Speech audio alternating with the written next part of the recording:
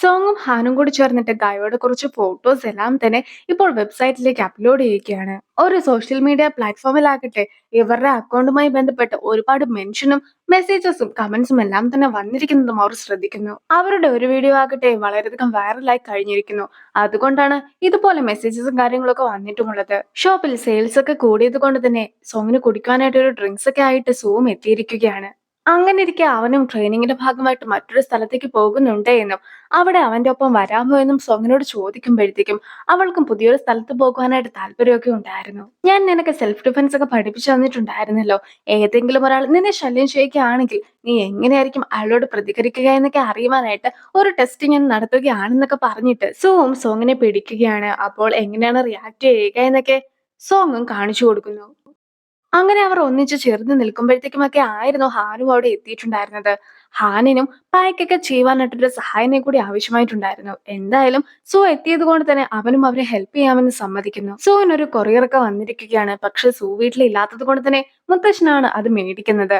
അങ്ങനെ ഇരിക്കെ അതിലും ഹാപ്പി കിറ്റൺ എന്ന പേരിലൊക്കെ ആയിരുന്നു ഈ ഒരു കൊറിയറൊക്കെ വന്നിട്ടുള്ളത്. ഇതൊരു ലെറ്റർ ഒന്നും അല്ലല്ലോ, ബോക്സ് അല്ലേ, അതുകൊണ്ട് തന്നെ തുറക്കുന്നതിൽ പ്രശ്നമില്ല എന്നൊക്കെ വിചാരിച്ചിട്ട് മുത്തശ്ശനും അത് തുറന്നു നോക്കുകയാണ്. പക്ഷെ തുറന്നു നോക്കുമ്പോഴത്തേക്കും പല രീതിയിലുള്ള ഓയിലും കാര്യങ്ങളൊക്കെ ആയിരുന്നു അതിൻ്റെ അകത്ത് ഉണ്ടായിരുന്നത്.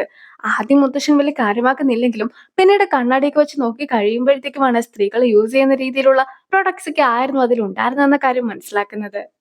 സോങ്ങുമായിട്ടുള്ള സെൽഫ് ഡിഫൻസിന്റെ വീഡിയോസ് ഒക്കെ കണ്ടുകൊണ്ടിരിക്കുന്നതിനിടയ്ക്ക് സോയിന് മുത്തശ്ശന്റെ അടുത്ത് നിന്നും ഒരു കോൾ വരുന്നു. അതുകൊണ്ട് തന്നെ എത്രയും വേഗം മുത്തശ്ശനെ കാണുവാനായിട്ട് പോകുകയാണ്. സ്ത്രീകൾ യൂസ് ചെയ്യുന്ന രീതിയിലുള്ള സാധനങ്ങളൊക്കെയാണ് സോങ് നിനക്ക് അയച്ചു തന്നിട്ടുള്ളതെന്ന് പറഞ്ഞിട്ട് മുത്തശ്ശനും ആകെ ദേഷ്യപ്പെടുകയാണ്. അവൾ ഇങ്ങനത്തെ കടയൊക്കെയാണ് നടത്തുന്നത്. അവളെ വർക്കിൽ ഹെൽപ്പ് ചെയ്യുവാനായിട്ടായിരുന്നു ഞാനും സാധനങ്ങളൊക്കെ മേടിച്ചിട്ടുണ്ടായിരുന്നെന്ന് അവനും അറിയിക്കുന്നു. മുത്തശ്ശനും ചെയ്ത കാര്യമൊക്കെ നല്ലതാണെങ്കിലും ഈ സാധനങ്ങളൊന്നും തന്നെ ഇവിടെ വെക്കുവാനായിട്ട് പാടില്ല എന്ന് അവനോട് പ്രത്യേകമായിട്ട് പറയുന്നു. അവനും മുത്തശ്ശന് വേണമെങ്കിൽ ഇതൊക്കെ എടുത്തോ എന്നൊക്കെ പറയുന്നുണ്ടെങ്കിലും മുത്തശ്ശൻ സമ്മതിക്കാത്തത് കൊണ്ട് തന്നെ അവനും സാധനങ്ങളൊക്കെ അവിടെ നിന്ന് മാറ്റുകയാണ്. ഇനി അവരുടെ ബിസിനസ് കാർഡും മുത്തശ്ശൻ അവിടെ നിന്ന് ലഭിക്കുന്നു. അങ്ങനെ ആ ഒരു എപ്പിസോഡൊക്കെ അവസാനിച്ച് അടുത്ത എപ്പിസോഡ് തുടങ്ങുകയാണ്. മുത്തശ്ശൻ രാവിലെ തന്നെ സൂവിന്റെ അടുത്ത് കല്യാണക്കാരും ഒക്കെ പറയുന്നുണ്ട്. ആകട്ടെ അധികം വൈകാതെ തന്നെ സോങ്ങിനെ മുത്തശ്ശന് പരിചയപ്പെടുത്തി കൊടുക്കുന്നതായിരിക്കുമെന്ന് മുത്തശ്ശന് വാക്ക് നൽകുന്നു. സോങ്ങിന്റെ കടയുടെ നമ്പറൊക്കെ ഉണ്ടായിരുന്നത് കൊണ്ട് തന്നെ മുത്തശ്ശനും ചെറുതായിട്ട് അവൾക്കൊരു മെസ്സേജ് ഒക്കെ അയച്ചു നോക്കുകയാണ്. അവളും ആദ്യം ഡിയർ എന്ന രീതിയിലൊക്കെ മെസ്സേജിന് റിപ്ലൈ നൽകുന്നുണ്ടെങ്കിലും മുത്തശ്ശൻ അതൊന്നും തന്നെ ഒട്ടും തന്നെ ഇഷ്ടപ്പെടുന്നുമില്ല. മുത്തശ്ശന്റെ യൂസർ നെയിം ഒക്കെ വെറൈറ്റി ആയതുകൊണ്ട് തന്നെ ഏതെങ്കിലും ഒരാളുടെ പേരൻസ് ഒക്കെ ആയിരിക്കും മെസ്സേജ് അയക്കുക എന്നൊക്കെ വിചാരിച്ചിട്ടാണ് സോങ്ങും റിപ്ലൈ ഒക്കെ നൽകിയിട്ടുണ്ടായിരുന്നത്. പക്ഷെ ഒടുവിലായിട്ട് മുത്തശ്ശനും ഫോണൊക്കെ അവിടെ വെച്ചിട്ട് തന്നെ പോകുന്നു. ഹാനും റെസ്ക്യൂ സെന്ററിലൊക്കെ എത്തി കഴിയുമ്പോഴത്തേക്കും അവിടെ ഓരോ ആൾക്കാരും എക്സസൈസ് ഒക്കെ ചെയ്യുന്നത് അവൾ കാണുകയാണ്. അത് കാണുന്ന അവളാകട്ടെ അവരുടെയൊക്കെ ഫോട്ടോസ് എടുത്ത് പോസ്റ്റ് ചെയ്യുന്നു. കുറച്ച് ഫോട്ടോസ് ഒക്കെ എടുക്കുവാനായിട്ട് ഷിയാനും അവിടെ എത്തിയിട്ടുണ്ടായിരുന്നു. അവനും അവളുടെ ഒപ്പം കൂടുന്നു. ഹാൻ എടുത്തിട്ടുണ്ടായിരുന്ന ഫോട്ടോസ് ഒക്കെ നോക്കി അവിടെ ഉണ്ടായിരുന്ന ഗേൾസ് ഇരിക്കുമ്പോഴത്തേക്കും ലൂവും അത് കാണുകയാണ്. പക്ഷെ ലൂവിന്റെ അടുത്ത് ഇങ്ങനെയുള്ള ബോയ്സിനെയൊക്കെയാണ് ഗേൾസിന് ഇഷ്ടമെന്ന് ഇടിങ്ങും പറയുന്നു. അത് കേൾക്കുമ്പോഴത്തേക്കും ലൂവിനും ദേഷ്യമാകുന്നു. ലൂവും വലിയ ഷോയൊക്കെ കാണിച്ച് നടന്നു വരുമ്പോഴത്തേക്കും നിലത്തുണ്ടായിരുന്ന സാധനങ്ങളൊക്കെ തട്ടി അവനൊന്ന് വീഴുകയാണ്. അത് കാണുമ്പോഴത്തേക്കും എല്ലാവരും ചിരിക്കുന്നു. എങ്കിൽ പോലും ഒട്ടും തന്നെ ആറ്റിറ്റ്യൂഡ് ഒന്നും വിടാതെ അവൻ വീണ്ടും ഹാനിന്റെ അടുത്തേക്ക് നടന്നു ചെല്ലുകയാണ്. ആ ഒരു സ്ഥലത്ത് സൂര്യപ്രകാശം അടിക്കുന്ന രീതിയിൽ ഒന്നും തന്നെ ഉണ്ടായിരുന്നില്ലെങ്കിൽ പോലും അവൻ സൺഗ്ലാസ് ഒക്കെ വെച്ചത് കൊണ്ട് തന്നെ ഹാൻ അവനെ കളിയാക്കിയിട്ട് സൺഗ്ലാസ് ഒക്കെ മാറ്റുവാനായിട്ട് ആവശ്യപ്പെടുന്നു. പക്ഷെ അവനാകട്ടെ അവൻ ഓക്കെ ആണോന്നൊക്കെ അറിയുവാനായിട്ടാണ് സൺഗ്ലാസ് വെച്ചിട്ടുള്ളതെന്ന് പറഞ്ഞിട്ട് ആ ഗ്ലാസ് ഹാനിന്റെ കണ്ണുകളിൽ വെച്ചു കൊടുത്തതിന് ശേഷം അതിന്റെ അകത്തെ മിറർ വഴി അവന്റെ മുഖമൊക്കെ നോക്കുകയാണ് ലൂ നേരെ ബോക്സിംഗ് ഒക്കെ ചെയ്യുവാനായിട്ട് കയറുകയാണ്. ലൂവിന്റെ കൂടെ ഒരാൾ കൂടി ഉണ്ടായിരുന്നു. ലൂ തന്നെയാണ് അയാളെ സെറ്റ് ആക്കിയിട്ടുണ്ടായിരുന്നതും. അതുകൊണ്ട് തന്നെ അയാളും ലൂവിന്റെ മുമ്പിൽ 3 തവണ തോറ്റു കൊടുക്കുന്നു. ലൂവും അവിടെ നിന്ന് ഇറങ്ങുവാനായിട്ട് തുടങ്ങുമ്പോഴത്തേക്കും കാല് തെറ്റിയിട്ട് ഹാനിന്റെ അടുത്തേക്കായിട്ടൊക്കെ വീഴുകയാണ്. എങ്കിലും പിന്നീട് ബാലൻസ് ചെയ്തൊക്കെ നിൽക്കുന്നു. ഞാൻ വളരെ ഫോട്ടോജനിക് ആയിട്ടുള്ള ഒരാളാണ്, നിനക്ക് വേണമെങ്കിൽ എന്റെ ഫോട്ടോസ് ഒക്കെ എടുക്കാമെന്ന് ലൂവും ഷിയാന്റെ അടുത്ത് പറയുന്നുണ്ട്. പക്ഷെ പറയുന്ന കാര്യങ്ങൾ മാത്രമേ കേൾക്കുകയുള്ളൂ എന്നൊക്കെ പറഞ്ഞിട്ട് ഷിയാനും പോകുന്നു. കുറെ ട്രോഫിയൊക്കെ അവിടെ ഇരിക്കുന്നത് കാണുമ്പോഴത്തേക്കും സൂവിന്റെ ആയിരിക്കുമെന്ന് വിചാരിച്ചുകൊണ്ട് ഹാനും അതിന്റെ അടുത്തേക്കൊക്കെ ചെല്ലുന്നുണ്ടെങ്കിലും എല്ലാത്തിലും ലൂവിന്റെ പേരൊക്കെ ആയിരുന്നു ഉണ്ടായിരുന്നത്. ഹാനിന്റെ അടുത്തല്ലോ സംസാരിച്ചുകൊണ്ട് നിൽക്കുമ്പോഴത്തേക്കും നാന എന്ന പേരുള്ള ഒരു പെൺകുട്ടിയുടെ കോൾസ് ഒക്കെ അവന് വരുന്നുണ്ട്. അവനും കോൾസ് ഒക്കെ കട്ട് ചെയ്ത് വിടുന്നു. ഇനി ഹാനും അത് ആരാണെന്നൊക്കെ ചോദിക്കുമ്പോഴത്തേക്കും അവനാകട്ടെ ഒരു റിയൽ എസ്റ്റേറ്റിന്റെ ആളാണെന്നൊക്കെ പറഞ്ഞിട്ട് ഒരു കള്ളവും ഹാന്റെ അടുത്ത് പറയുന്നു. പക്ഷേ ഞാൻ ലൂവിന്റെ കൂടെ ഉണ്ടായിരുന്ന മറ്റൊരാളുടെ ഫോണിലേക്കൊക്കെ വീഡിയോ കോൾ ചെയ്യുന്നുണ്ട്. അയാളും വീഡിയോ ഒക്കെ ഓൺ ആക്കിയിട്ട് നേരെ ലൂവിന്റെ അടുത്തേക്കും ചെല്ലുന്നു. അവളും ഒരുപാട് ഗേൾസും കൂടി ചേർന്നിട്ട് ഒരു പാർട്ടിയൊക്കെ നടത്തുന്നുണ്ട് എന്നും എത്രയും വേഗം ലൂവിനോട് അവിടേക്ക് എത്തുവാനായിട്ടും അവൾ പറയുകയാണ്. ഇതെല്ലാം തന്നെ ഹാനും കേൾക്കുന്നു. നേരത്തെ സൂ ഒരു ട്രെയിനിങ്ങിന്റെ കാര്യമൊക്കെ പറഞ്ഞിട്ടുണ്ടായിരുന്നല്ലോ. ഇപ്പോൾ സൂവും ട്രെയിനിങ് നടക്കുന്ന സ്ഥലത്തേക്ക് സോങ്ങുമായിട്ട് എത്തിയിരിക്കുകയാണ്. അതിനുശേഷം അവർ രണ്ടുപേരും കൂടി ഒന്നിച്ച് അവിടെ ഉണ്ടായിരുന്ന ബാക്കിയുള്ള ആളുകൾക്ക് ട്രെയിനിങ് നൽകുന്നു. സൂവും സോങ്ങും കൂടി ഒന്നിച്ച് നിൽക്കുമ്പോഴത്തേക്കും മുത്തശ്ശനും സൂവിനെ കോൾ ചെയ്യുകയാണ്. സൂവും മുത്തശ്ശനും ഒരേ സ്ഥലത്താണ് ഇപ്പോൾ ഉള്ളതും. മുത്തശ്ശനും പഴയൊരു വീടൊക്കെ കാണുവാനായിട്ട് എത്തിയതായിരുന്നു. നീ എന്തൊക്കെ പറഞ്ഞാലും ഇന്ന് രാത്രി സോങ്ങുമായിട്ട് ഇവിടെ എത്തേണ്ടതായിട്ടുണ്ടെന്ന് മുത്തശ്ശൻ അവനോട് പറയുന്നു. മുത്തശ്ശൻ നമ്മളെ രണ്ടുപേരെയും ഇന്ന് കാണണമെന്നൊക്കെ പറഞ്ഞിട്ടുണ്ടേ എന്ന് അവൻ പറഞ്ഞു കഴിയുമ്പോഴത്തേക്കും സോങ്ങും മുത്തശ്ശനെ കാണുവാനായിട്ട് തയ്യാറായിരുന്നു. ഡ്രില്ലിന്റെ പ്രാക്ടീസ് ഒക്കെ ചെയ്യുവാനായിട്ട് ഇരിക്കുകയായിരുന്നു ലൂവും ടീമും. പക്ഷേ ഡിങ്ങിനെ കോൾ ചെയ്ത് കഴിയുമ്പോഴത്തേക്കും ഡിങ്ങും വഴിയിലൊരു ട്രാഫിക് ആക്സിഡന്റ് ഒക്കെ നടന്നത് കൊണ്ട് തന്നെ അവർക്ക് വരുവാനായിട്ട് സാധിക്കുകയില്ല എന്ന കാര്യം അറിയിക്കുന്നു. പക്ഷെ കൃത്യസമയത്ത് അതൊക്കെ ചെയ്യേണ്ടതായിട്ടുമുണ്ട്. അങ്ങനെ ലൂ ടെൻഷനായിട്ടൊക്കെ നിൽക്കുമ്പോഴത്തേക്കുമാണ് ഹാനും ഡിങ്ങിന് പകരമായിട്ട് ആ ഒരു കാര്യങ്ങളെല്ലാം തന്നെ ചെയ്തു തരാമെന്നൊക്കെ പറയുന്നത്. പക്ഷെ അവളെ കൊണ്ട് അത് സാധിക്കുമെന്ന വിശ്വാസമൊന്നും ലൂവിന് ഉണ്ടായിരുന്നില്ല. അവളും ജിംനാസ്റ്റിക്സ് ഒക്കെ പ്രാക്ടീസ് ചെയ്തിട്ടുണ്ട് എന്നും അതുകൊണ്ട് തന്നെ ഇത് ചെയ്യുവാൻ എളുപ്പമായിരിക്കുമെന്ന് പറഞ്ഞ് ലൂവിനെ സമാധാനിപ്പിക്കുന്നു. സോം സോങ്ങിനെ കൂട്ടിക്കൊണ്ട് മുത്തശ്ശനെ കാണുവാനായിട്ടൊക്കെ പോകുകയാണ്. മുത്തശ്ശന് എന്തൊക്കെ കാര്യങ്ങളാണ് ഇഷ്ടമുള്ളതെന്നൊക്കെ സോങ്ങും ചോദിച്ചറിയുന്നു. ആ ഒരു സമയത്ത് ലൂവും സൂവിനെ കോൾ ചെയ്യുകയാണ്. അവൻ ഇപ്പോൾ ഉള്ളത് ഒരു പ്രശ്നത്തിലാണ് എന്നൊക്കെ ലൂവും പറയുന്നു. എങ്കിൽ പോലും ഒരു മാലാഖ എന്നെ രക്ഷിക്കുവാനായിട്ട് എത്തിയിട്ടുണ്ടെന്നായിരുന്നു ലൂ പറഞ്ഞിട്ടുണ്ടായിരുന്നത്.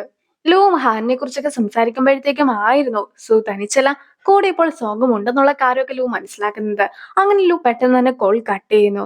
ലൂ ഹാനിന്റെ ഒപ്പം ഉള്ളതൊന്നും തന്നെ സോങ്ങിന് പ്രശ്നമായിരുന്നില്ല. പക്ഷെ ഹാനിനെ വിഷമിപ്പിക്കുവാനായിട്ട് നോക്കരുതെന്ന് മാത്രമായിരുന്നു സൂവിന്റെ അടുത്ത് സോങ് പറഞ്ഞിട്ടുണ്ടായിരുന്നത്. അതുകൊണ്ട് തന്നെ ലൂവിനെ പ്രത്യേകമായിട്ട് ശ്രദ്ധിച്ചോളാമെന്ന് സു വാക്ക് നൽകുന്നു. ഇത്തവണത്തെ ക്ലാസ്സിലും സെൽഫ് ഡിഫൻസിനെ കുറിച്ചൊക്കെ ആയിരുന്നു ലൂവിന് പറഞ്ഞു കൊടുക്കാനായിട്ടുണ്ടായിരുന്നത്. അങ്ങനെ ഇരിക്കെ ഹാനാണ് ഇതൊക്കെ ചെയ്ത് കാണിക്കുന്നത്. ലൂ ഓരോ കാര്യങ്ങൾ ചെയ്യുമ്പോഴും ഹാനത്തിന് എതിരായിട്ടൊക്കെ നിന്നിട്ട് അവനിട്ട് നല്ല ഇടിയൊക്കെ നൽകുന്നുമുണ്ട്. അങ്ങനെ ലൂവും ഹാനിന്റെ ഒരുപാട് ഇടി അടിയൊക്കെ മേടിച്ചു കൂട്ടുന്നു. സോങ് സോങ്ങും കൂടി ചേർന്നിട്ട് പഴയ വീട്ടിലേക്ക് എത്തിയിരിക്കുന്നു. അങ്ങനെ എത്തി കഴിയുമ്പോഴത്തേക്കുമാണ് സോങ്ങിന്റെ ചെരുപ്പൊക്കെ അവിടെ ഉണ്ടായിരുന്ന കല്ലുകൾക്കിടയ്ക്കായിട്ട് കുടുങ്ങുന്നത്. അങ്ങനെ ഇരിക്കെ അവൾക്ക് കാലനക്കുവാൻ പോലും സാധിക്കുമായിരുന്നില്ല. സൂം ആ ഒരു ചെരുപ്പൊക്കെ എടുത്തു കൊടുക്കാനായിട്ട് ശ്രമിക്കുന്നുണ്ട്. അപ്പോഴേക്കും അവിടെ മുത്തശ്ശനും എത്തിയിട്ടുണ്ടായിരുന്നു. ഇനി മുത്തശ്ശനാകട്ടെ സോങ്ങിനെ ഒന്ന് പരിചയപ്പെടാമെന്നൊക്കെ വിചാരിച്ചിട്ടാണ് ചെല്ലുന്നതെങ്കിൽ പോലും സോങ്ങിനെ കുറച്ച് സമയമൊക്കെ കൊടുക്കാനായിട്ട് ആവശ്യപ്പെട്ടതിന് ശേഷം സൂവും സോങ്ങിനെ എടുത്തുകൊണ്ട് അവിടെ നിന്ന് പോകുകയാണ്. സോം ഇപ്പോൾ സോങ്ങിന് മറ്റൊരു ചെരുപ്പൊക്കെ നൽകിയതിനു ശേഷം മുത്തശ്ശന്റെ അടുത്ത് ചെന്ന് മുത്തശ്ശനുമായിട്ട് സംസാരിക്കുകയൊക്കെയാണ്. മുത്തശ്ശനും പിന്നീട് സോങ്ങുമായിട്ട് സംസാരിക്കുകയൊക്കെയാണ്.